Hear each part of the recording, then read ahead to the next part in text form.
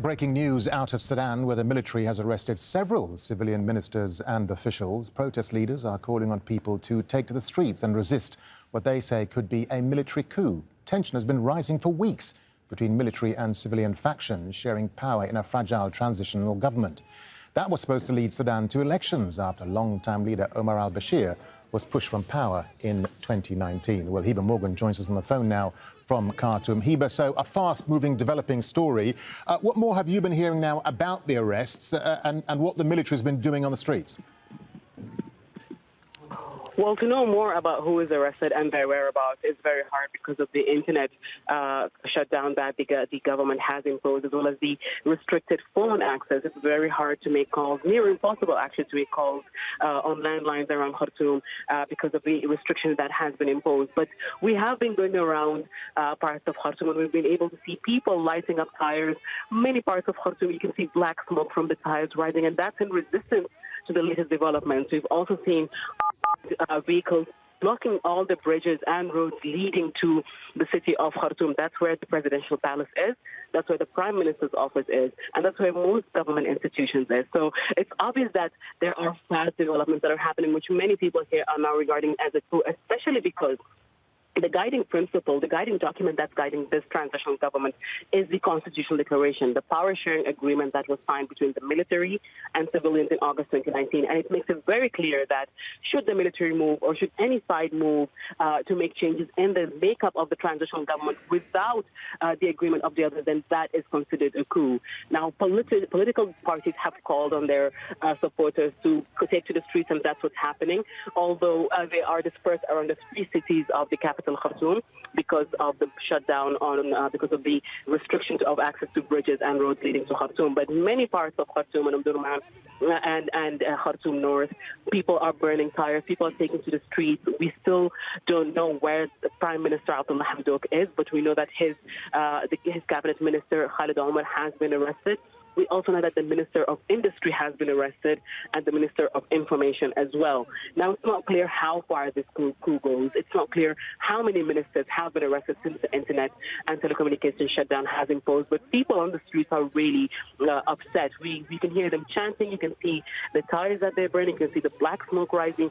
And they're saying that this is a revolution that started in 2018 and is obviously far from over if the military is not willing to hand over power to civilian rule. Yeah, Heba, as we're talking to you, we're seeing some of the latest pictures on our screens of those protests on the street, fires being set. What about state media, Heba? And are we expecting any kind of statement from the military? I mean, they've been pretty conspicuous by their silence. Yes, indeed. Now, state media is yet to issue any kind of statement, to even give an announcement that there is a statement expected from any government official at all. The Minister of Information, who's the government spokesperson, is obviously under arrest, so he will not be able to give that statement.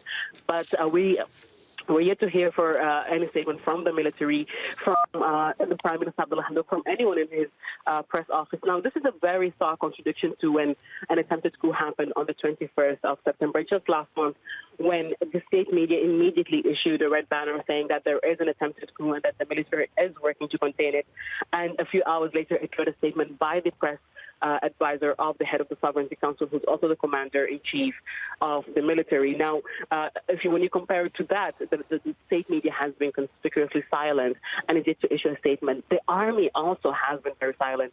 Now, they've been accused of backing this sit-in in front of the presidential palace that has been going on for over a week because people, part of the FFC, some forces, some groups in the Forces of Freedom and Change coalition, that's the coalition that led anti-government protests against President Bashir, have been demanding that the military take over and dissolve the cabinet. They say that the Forces of Freedom and Change coalition is no longer representative of all the groups that took part in the revolution and has been hijacked by a few political parties and therefore needs reforms. Again, when you go back to the Constitutional Declaration, the military does not have the authority to reform the Forces of Freedom and Change coalition. That's something that has to do with the coalition itself that the military should not intervene in.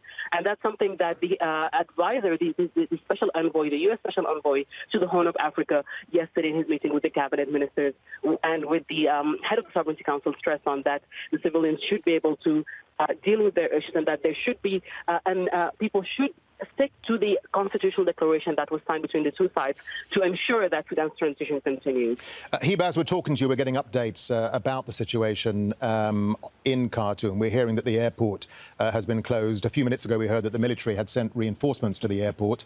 So clearly, now the airport has been closed. In terms of the broader political landscape, Hiba, let's just remind our international viewers that relations have been soured between the military and civilians now for some time. How fragile is the transitional government, and why is there such tension between the generals and the civilian leaders?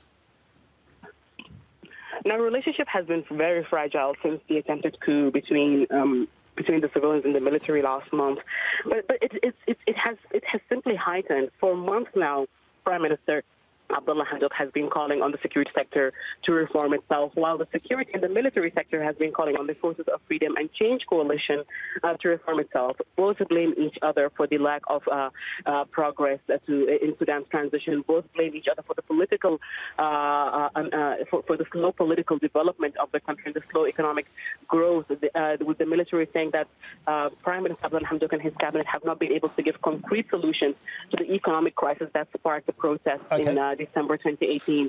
So there has been accusations between the two sides.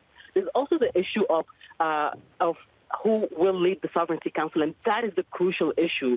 Now, as per the Constitutional Declaration, the army is supposed to hold power for 21 months and then hand it over to civilians for 18 months. But a peace agreement signed in October 2020 between the armed groups and the Transitional Council reset the clock of that transition, and it's not clear yet what the civilians and the military are to do to make of the 14 months that passed prior to the signing of the agreement. Now, there has been no agreement. There's been no written clarification on whether they will divide it between themselves the month that has been passed, and the additional months will be split between the military and civilians. And that has created a lot of tension, with the military saying, we still have 21 months. We should, the original time for the transition started in October 2020 when a peace agreement was signed, and with the civilians saying, no, we have 14 months that passed with you guys in power, and as per the Constitutional Declaration, you guys are not supposed to be leading for more than 21 months, even with the extension. It doesn't give you more than additional 6 or 7 months. Hiba, let me just jump in here with a final thought, because we're just seeing some wire copy here that Sudan's Information Ministry says the military has arrested government figures, government ministers, and their whereabouts remain unknown. So the first response there from Sudan's Information Ministry. That leads me to another question, Hiba, and if you could just